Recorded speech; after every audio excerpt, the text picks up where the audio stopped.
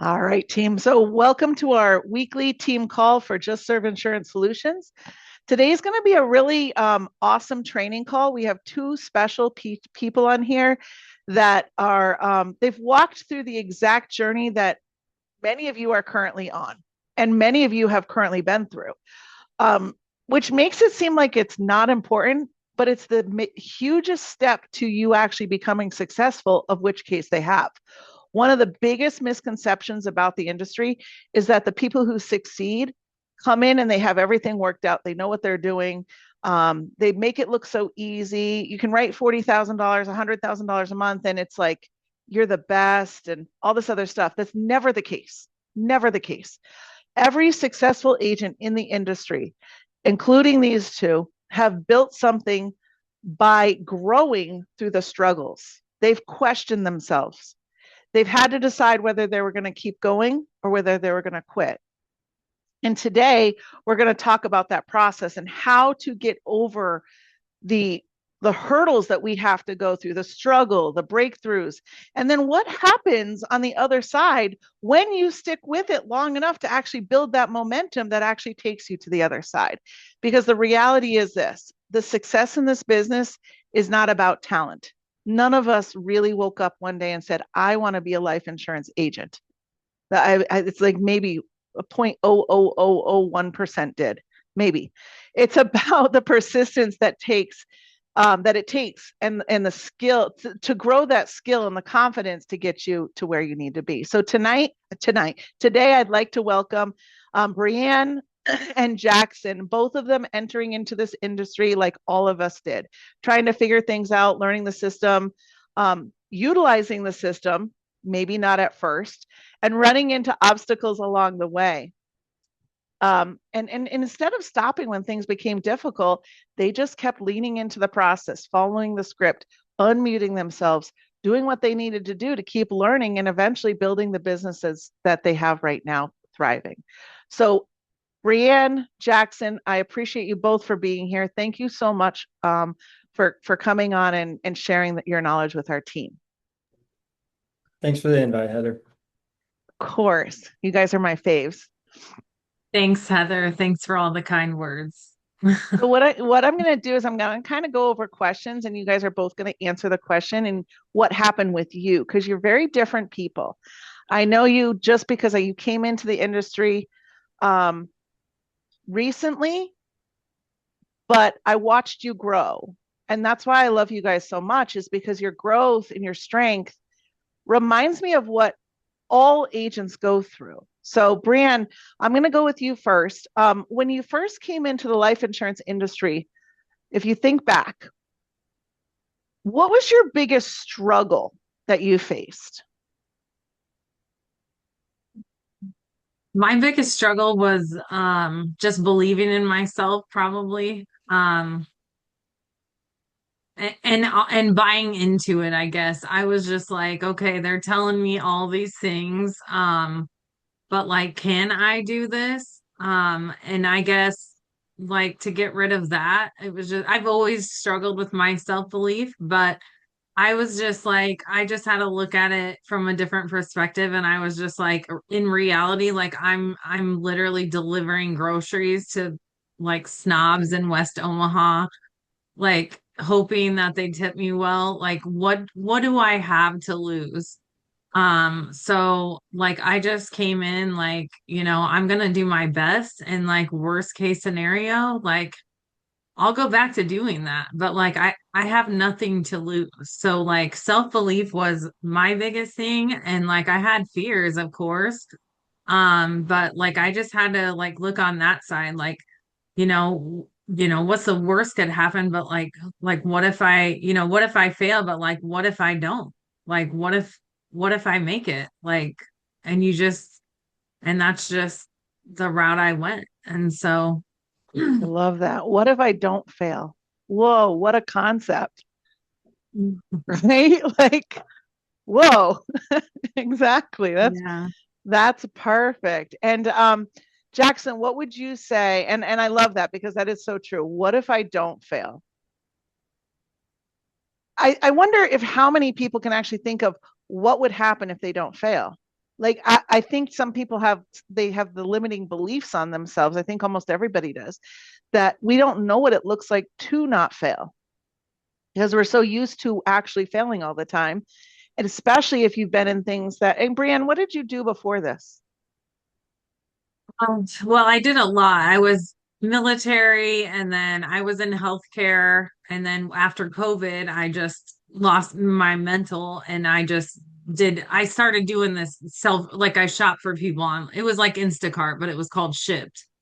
Oh, I used to Um, do that. so, so yeah, I used to do it on the side, because I worked 312s in healthcare. And then after COVID, I was just like, I didn't want to be in the hospital. So I just started doing that full time. So, it was just like I made that work. It was a grind, but it was just like not fulfilling, if So that makes whoa, sense. whoa, whoa, because you said I was in the military, but blah, blah, blah. Right. Now stop for a second and think because I'm in the military, which is the probably the hardest decision you've ever made in your life to do, wouldn't you say? To go to the military? Yeah, it was just a long time ago. I think that's why I put it like that. Okay. But you sacrificed your a lot to go to the military. You left your family, you left your probably your state, I'm assuming, right? Did boot camp, which kicks your ass literally. Um, and then you come to life insurance and you're like, what if I fail? But what if I don't fail? Like the comparison between the two almost seems so like, why wouldn't you just do it? Because that's the hardest thing you've ever probably done in your life. Why don't you just do this? Right. So Yeah. that was just kind of a moment for me. I was like, whoa, good thinking. So thank you for all that. Jackson, what would you say? Go first of all, when did you come into the industry? And I know Bree, you guys are both pretty early in the industry, right? Jackson, how long have you been in the industry? Nope. I got licensed in September 23. Um, Okay. didn't go full time until January of 2024. And I probably ended up after lead spend the first few months, I probably lost money, but I proved the fact that I could make money doing it. Like make a sale, you get $1,000. I was like, okay, that makes sense. Um, hardest obstacle getting started is, yeah, believing that you can do it. Because our minds are initially going to be telling us that we can't do it, thinking of reasons why we can't, excuses why we shouldn't show up, everything negative. Like our brain doesn't naturally think of positive things, it naturally thinks of negative things. And so that's like a huge setback when you first get started. And it's all lies because anybody can do this. But I didn't plug into the system. The system we have now, I did not plug into the system whatsoever. So for the first like year, I was just struggling.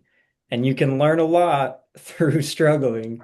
But I honestly, it's by the grace of God that I'm even still here. Because as crazy of a first year as I had, even as crazy of a second year as I had, it's that hurdle of can I do this? The bad thoughts, what happens if I don't do it? But why would you ever think like that?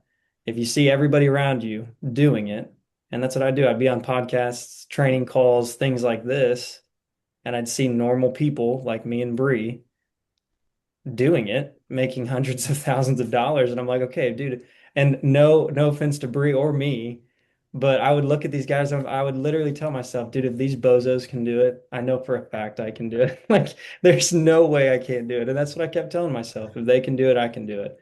And 100%. and yeah, failure was never on the table for me.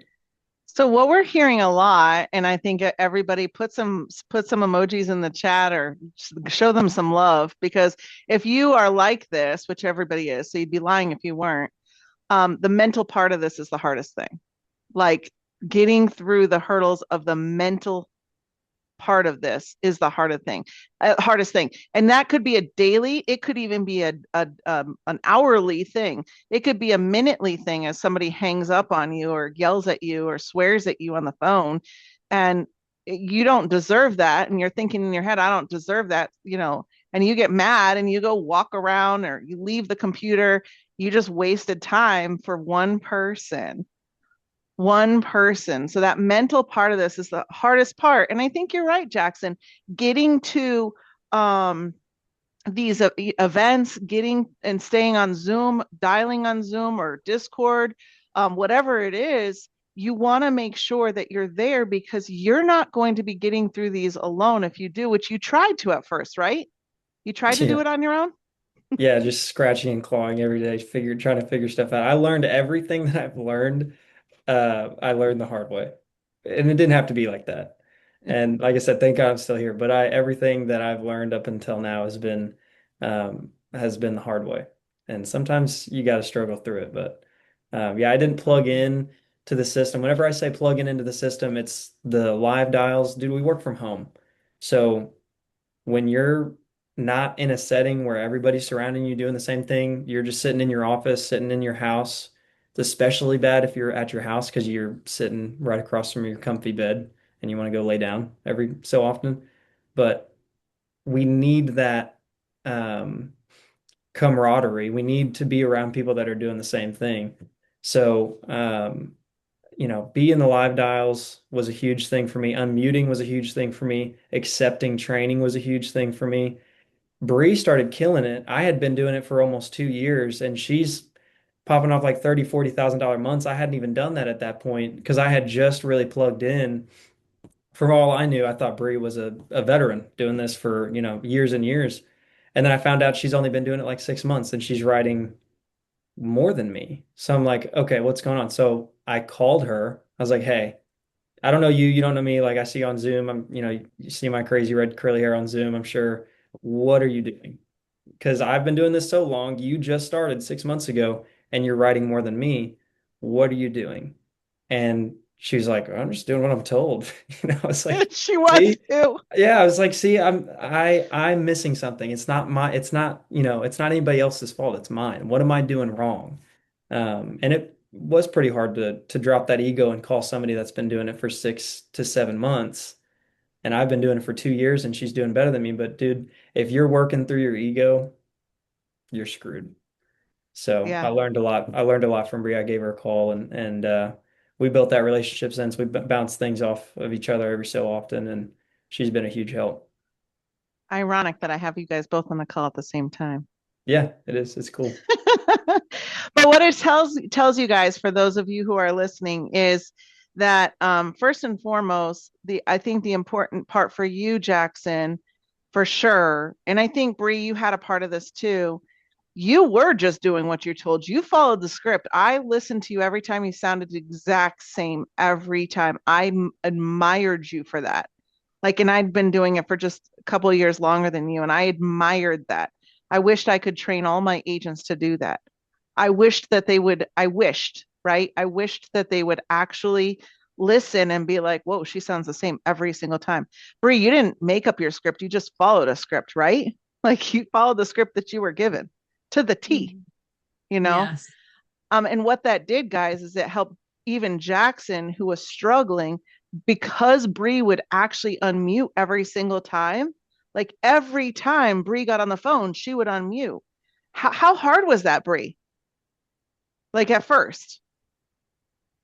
Okay. At first it was a little bit hard, but like honestly, I just had this mindset like I have to make like I want to make this work. I want to be successful. Like no one on Zoom is paying my True bills. that. No one on Zoom is paying my bills. Like I have to figure this out. And like I don't know what the hell I'm doing. Like so if I'm like trying to train myself, like it's not gonna work. Like it's me and the guy on the phone. Like he's not gonna help me figure out this system out.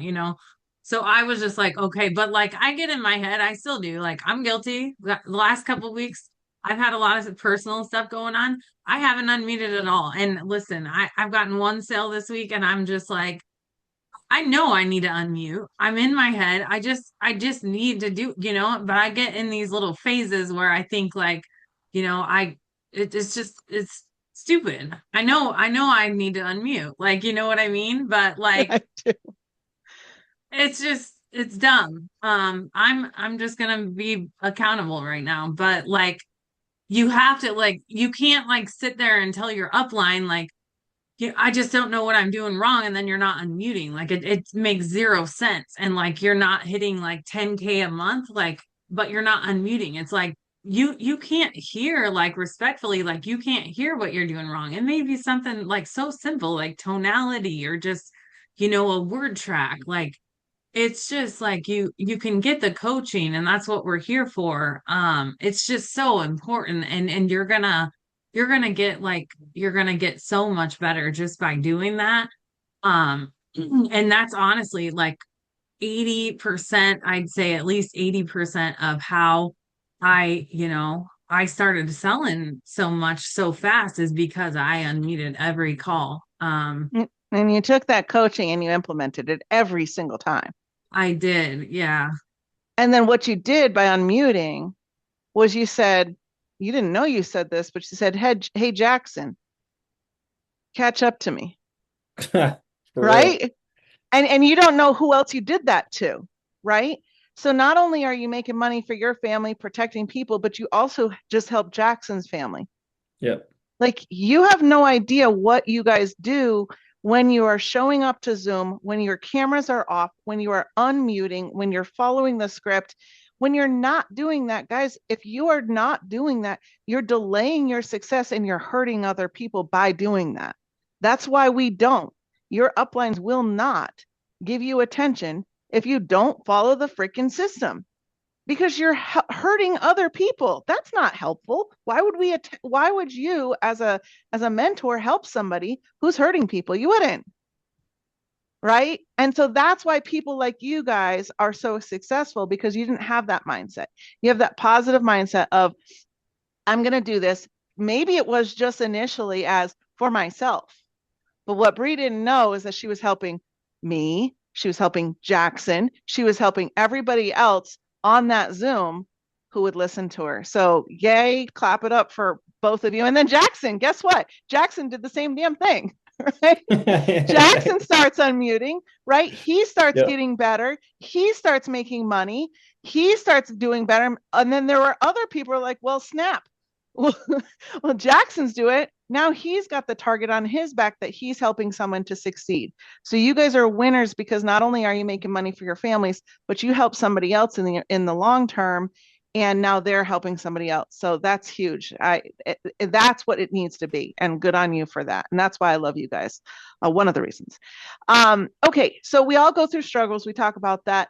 We all go through hurdles. But what was the shift look like? What did the shift look like? What was the turning point?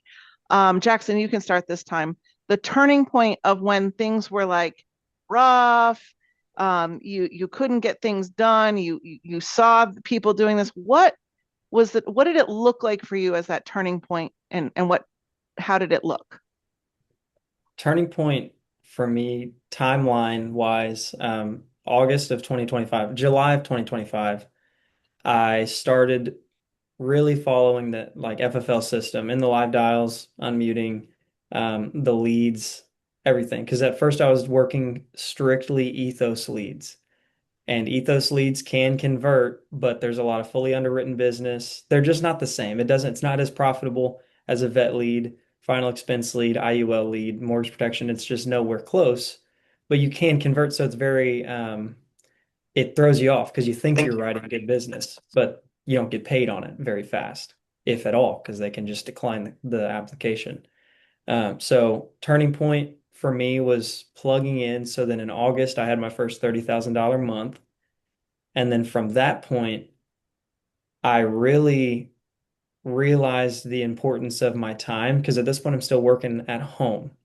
And then things started to get more serious. And, we have a one at this point, he's had just turned one. He's 1.5 now. And I'm working from home. My mom's a stay-at-home wife, stay-at-home mom. Like how are we supposed to do this? What's this look like for us? Because, we have to figure out some sort of system. So I sat down with her. She's just as much in the business as I am because she deals with me 24/7.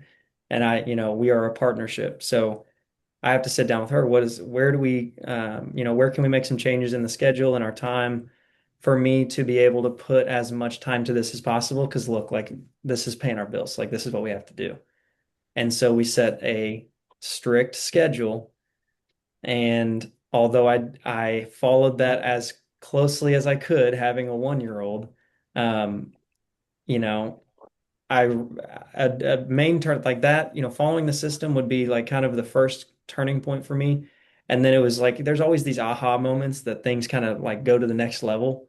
And the second aha moment for me was going to lock-ins. Okay, wow, these lock-ins are actually really helpful. Going to convention, going to conference. I was like, holy crap, these lock-ins, these conventions, like it fuels me. And then I come home, we move, and now I got an office space. And so now I'm separating like home from work, which Heather and I will go up to bat with this. Her opinion, you can work just as much virtual and get as much done. And I think you can. It depends on the person. Me personally, being able to separate work from home, work from my, 1.5-year-old at I home was is like just gonna say I don't have a 1-year-old. exactly. So Cracking up. it was like game changer for me. So now it's like that was a major turning point. So now in January, it was a $45,000 month. And then Nice, February should be in the, high 30s. And I'm like, holy cow. nice. So that has been like a huge turning point for me, plugging in the system and then separating work from home in my situation.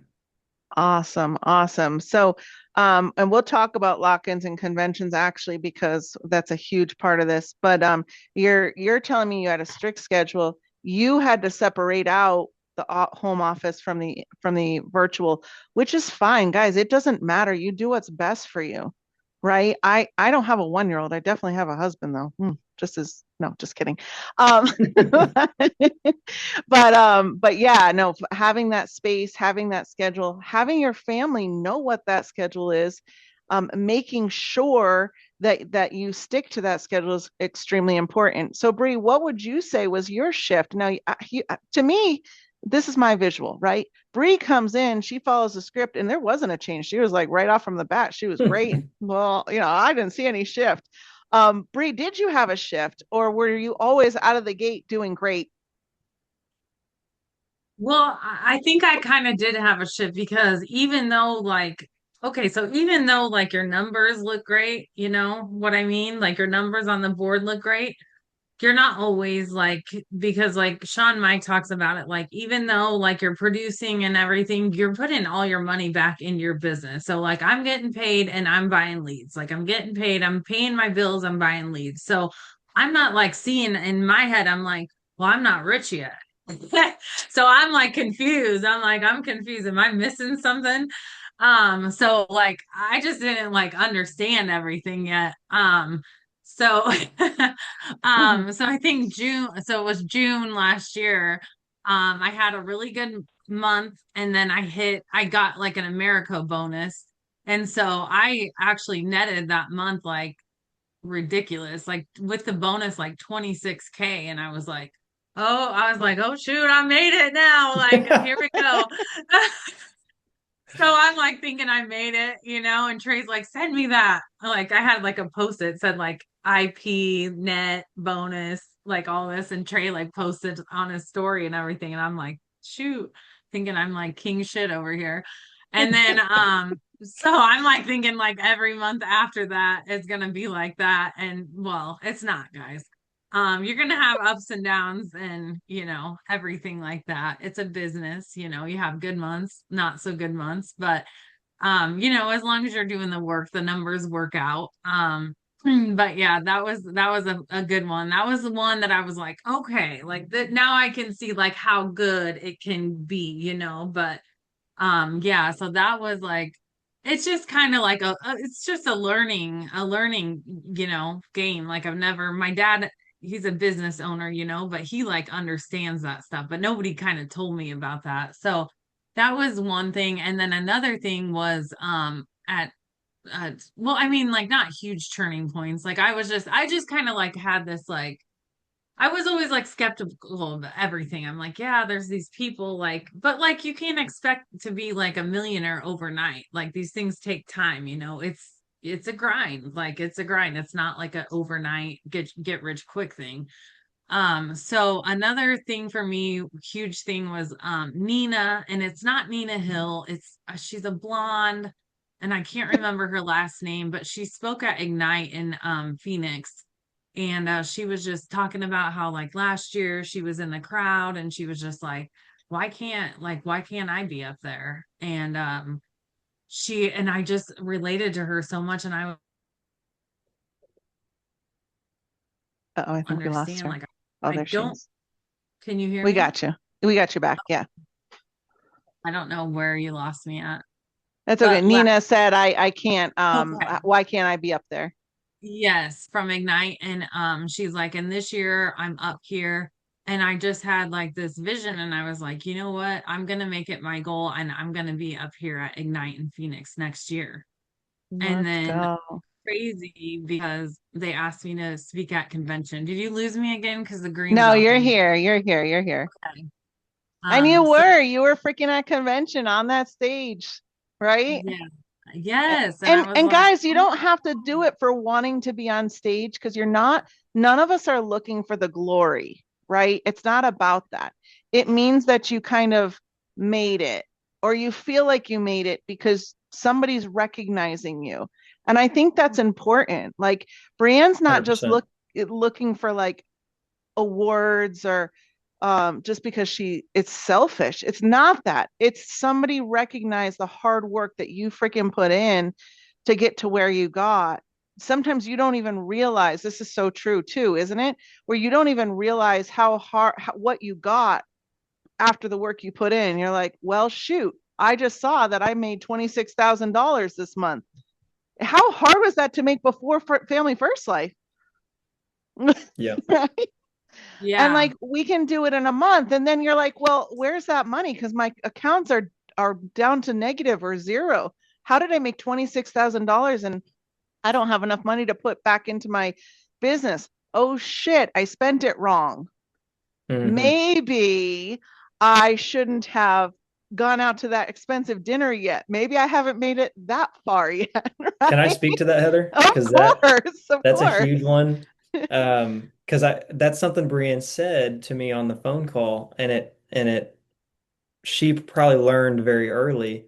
I learned a little bit late, but for example, August had my first, $30,000 month. IP report, 30,000, you get the, $1,200 bonus, and money definitely starts to come through.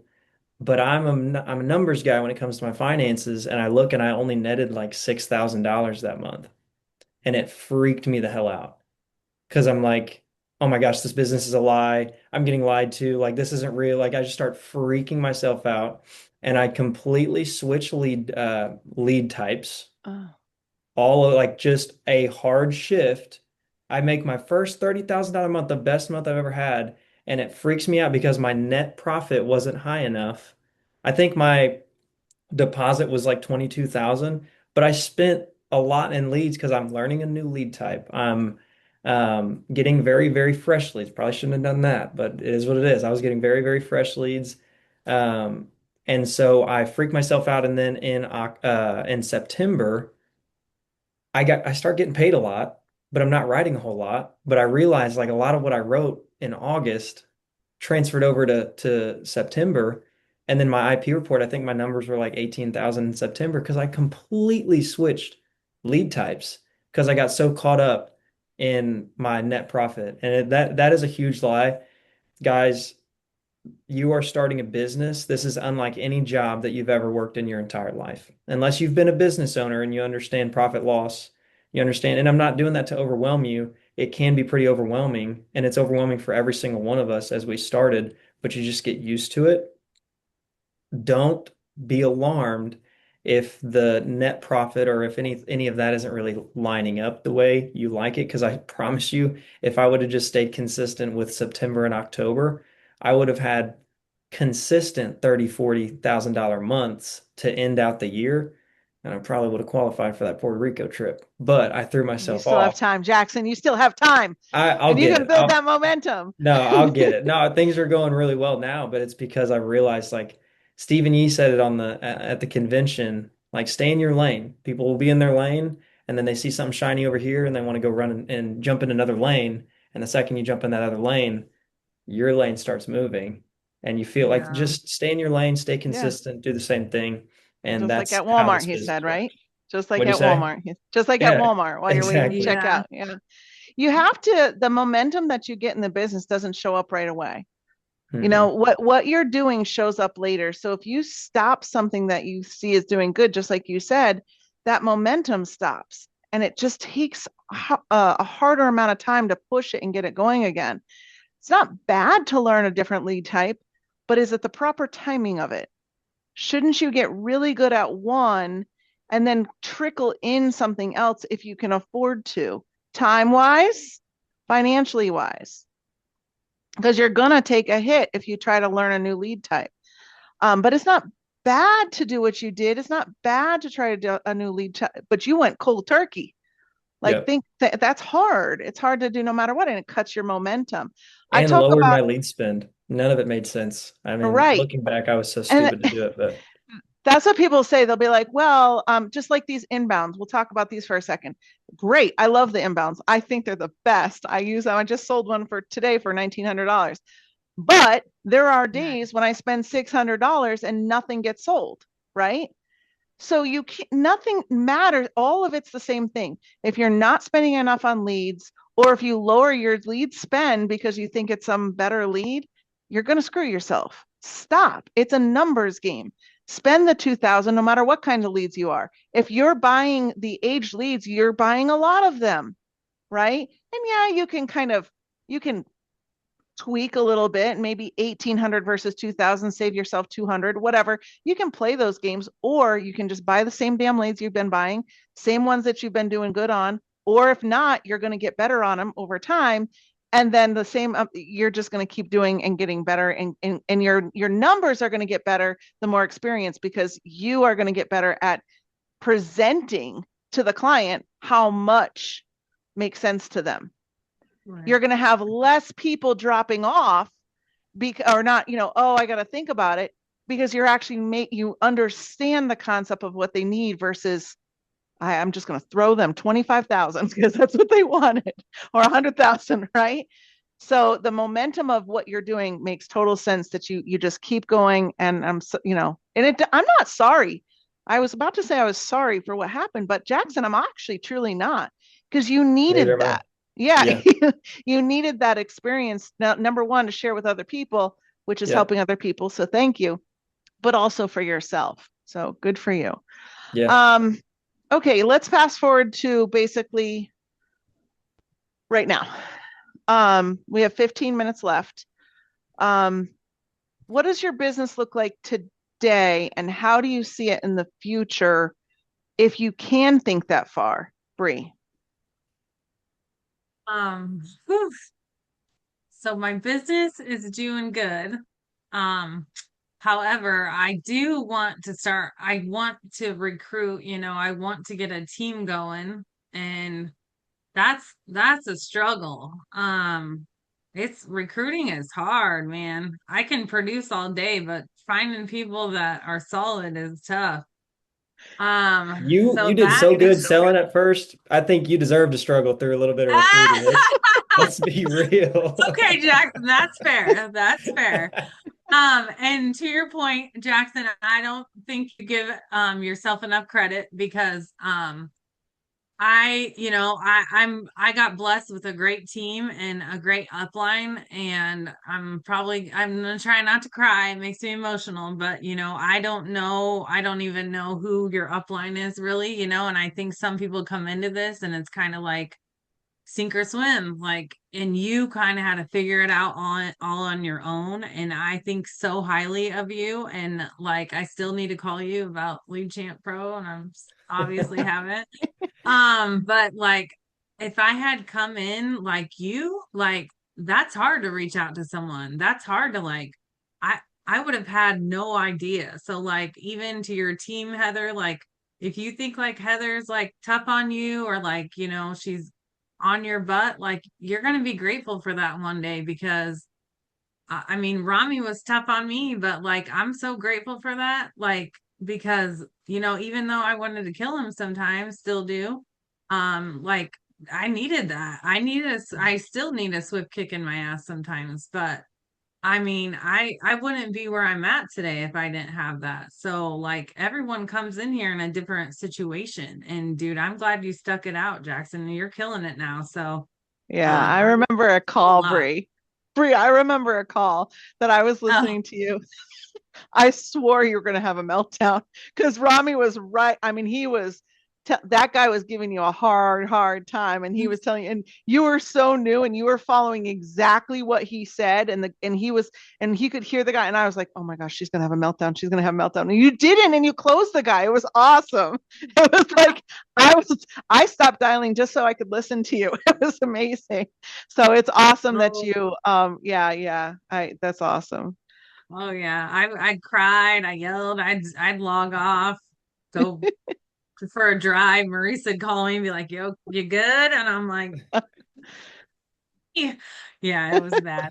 But yeah, What do you see your company or your business looking like in the future? What do you see? What's your vision? my vision, I'm really hoping to have like 10 solid writing agents under me by the end of the year. Um, I don't know numbers. I'm definitely, Hall of Fame is definitely on my drop dead goal this year. And then that's my drop dead. I want to do about 650 though. That's my goal Heck this year. yeah, that's Let's awesome. go. Awesome. Jackson, what about you? What does your business look like now? And then what will it look like what do you envision it to look like in the future? Right now, it looks chaotic. The numbers are good personally. Um, as far as team wise, I have three writing agents under me and writing, but they're very, very new and they're just now getting started. And when people get started, you never know if they're going to make it. I know for a fact, like these guys are going to make it. It's just like what's the timeline look like for them? Um, just look, I live in Southeast Missouri, guys.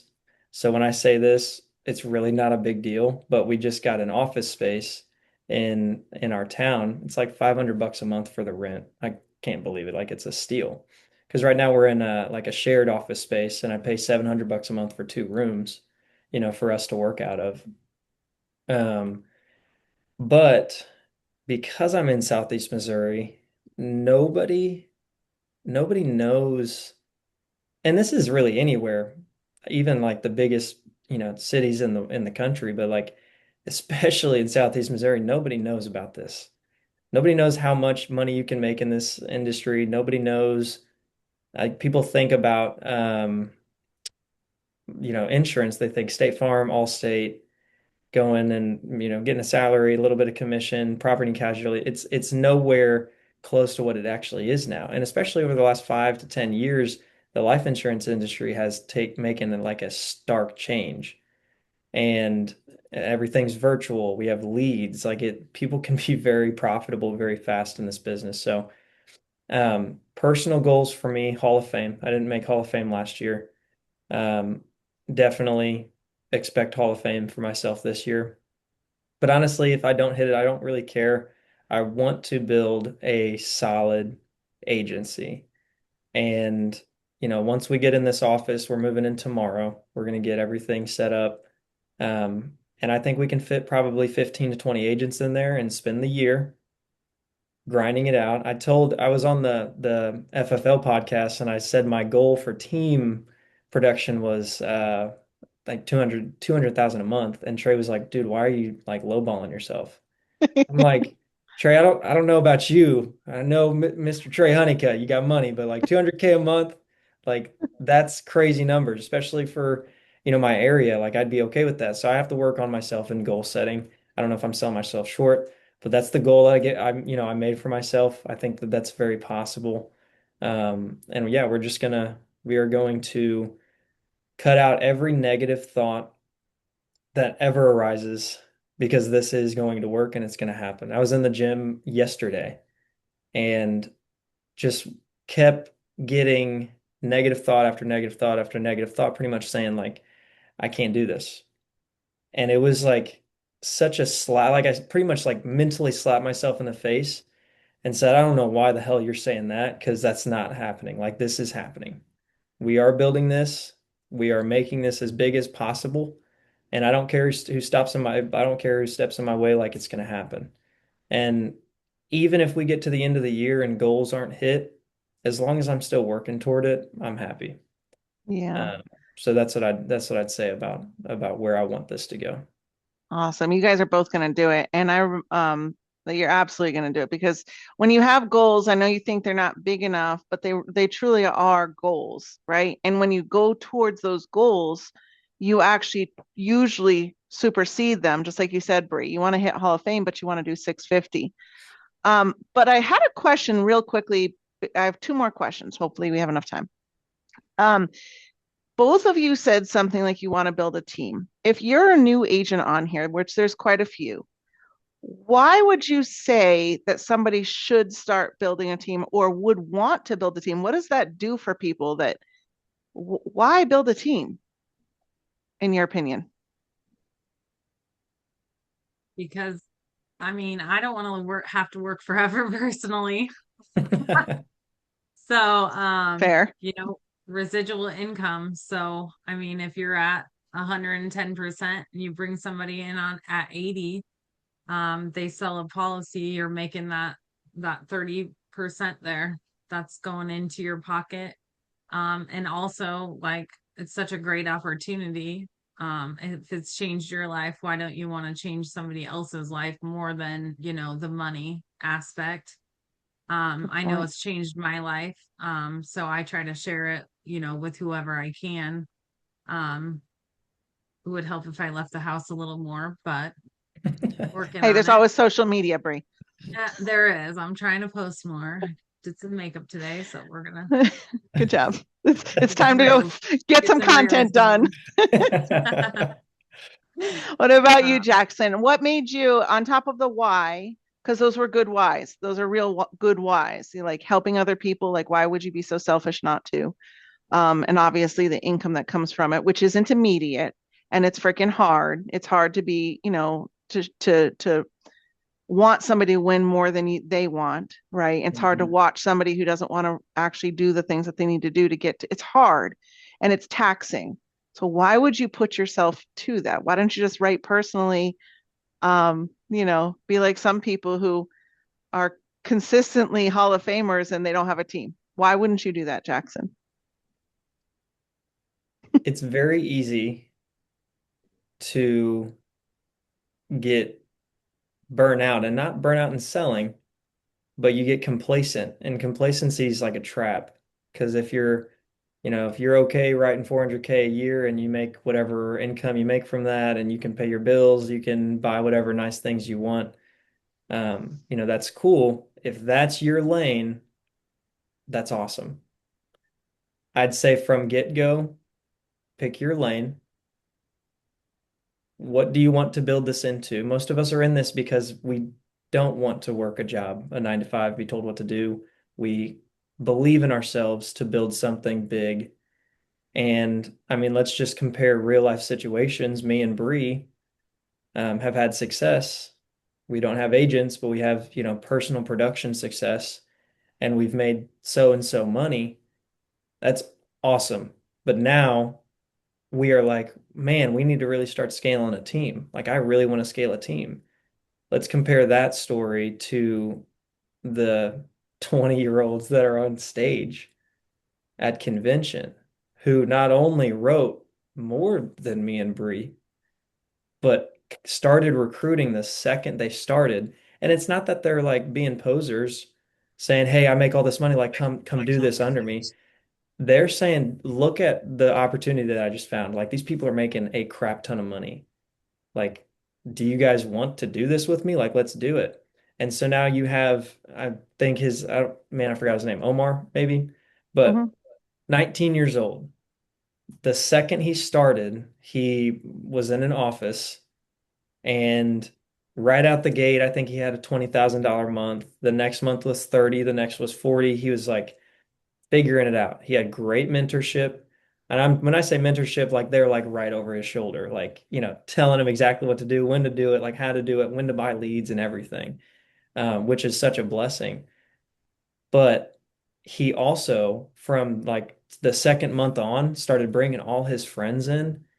And so 1 year, I think it was 11 months in the business, he had 54 agents under him. And at 19 freaking years old, he's netting $50,000 a month. No, it was $100,000 a month, I'm pretty sure.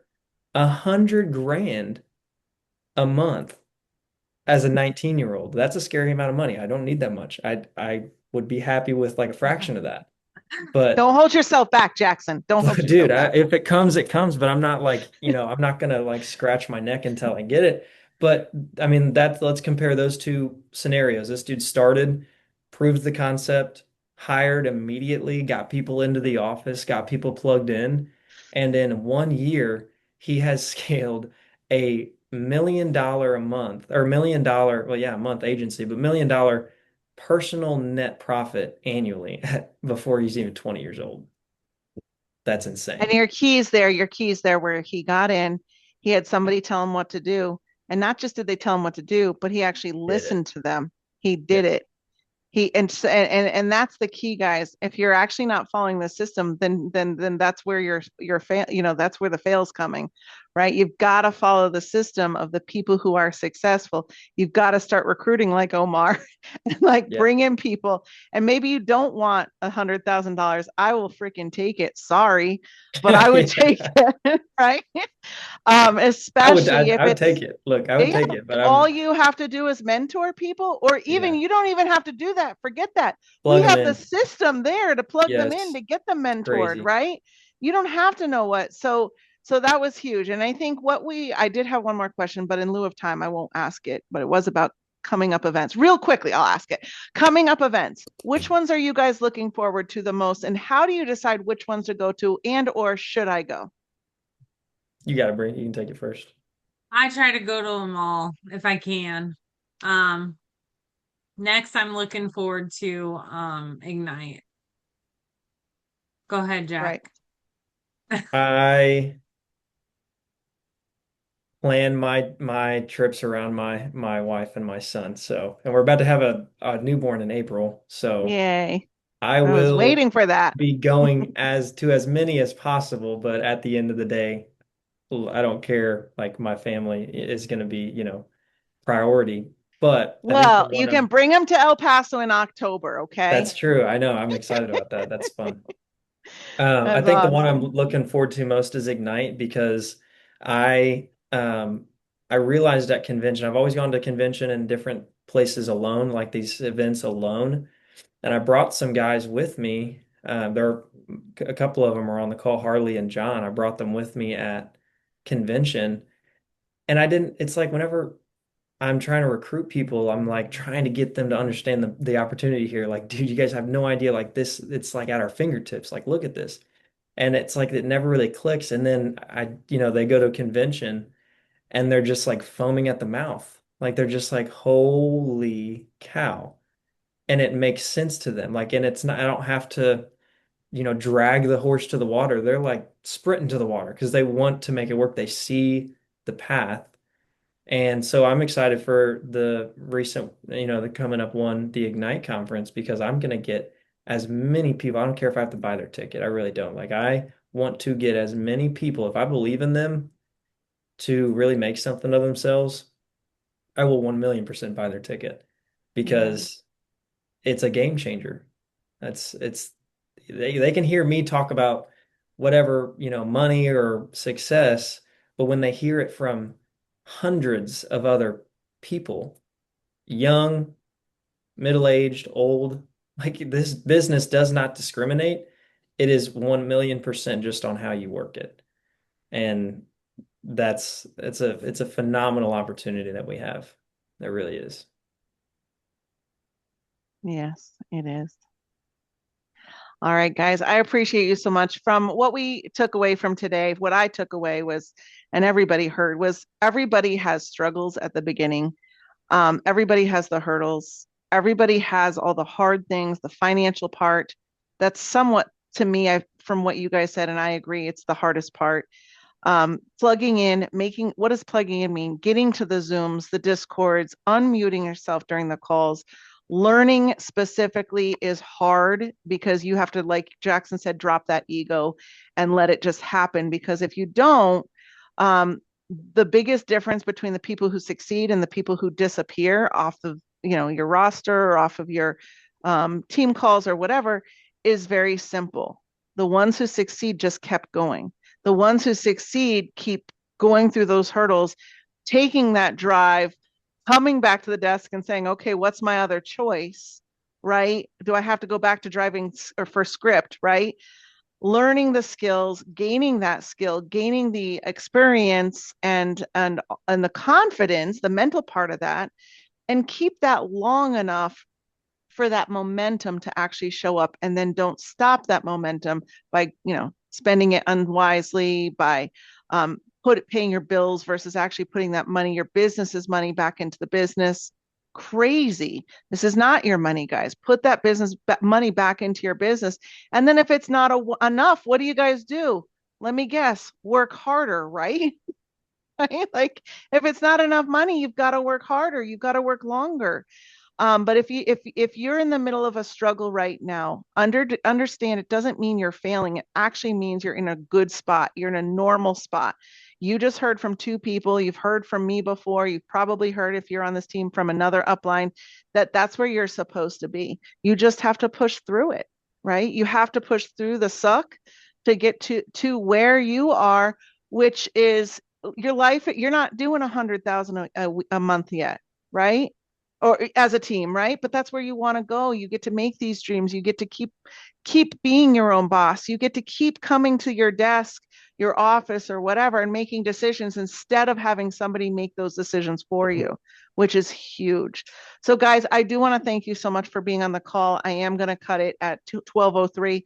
I appreciate you guys. Thank you for always inspiring me. That's why I had you on this call, because you've always inspired me. Jackson, I'm going to say it. I was on the call when he found out he was going to be a dad for the second time, and I felt so honored. I was on the phone with him. That's true. Yeah, no, that's true. I'll never forget that moment either. That's true. 100%. Yep, you were. I was like, holy Thanks cow. so much for Of course. thanks I so much for appreciate you having us, guys. Heather. Of Yeah, course. thank You you, guys are Heather. You're amazing. awesome. And Bree is on Thrive tonight, right? You're on Thrive tonight? I am, yes. Okay. So if you're a lady, get on the call tonight. It's in our Discord channel. Make sure you get on that call. It's the first Thursday of every single month. But Bree's going to be hosting, or she's going to be hosted or co-host or whatever they call it tonight. So thank you guys. And for those of you who are not on our team, thank you for coming and supporting the team. I hope you guys all learned a lot. Have a blessed day, everyone.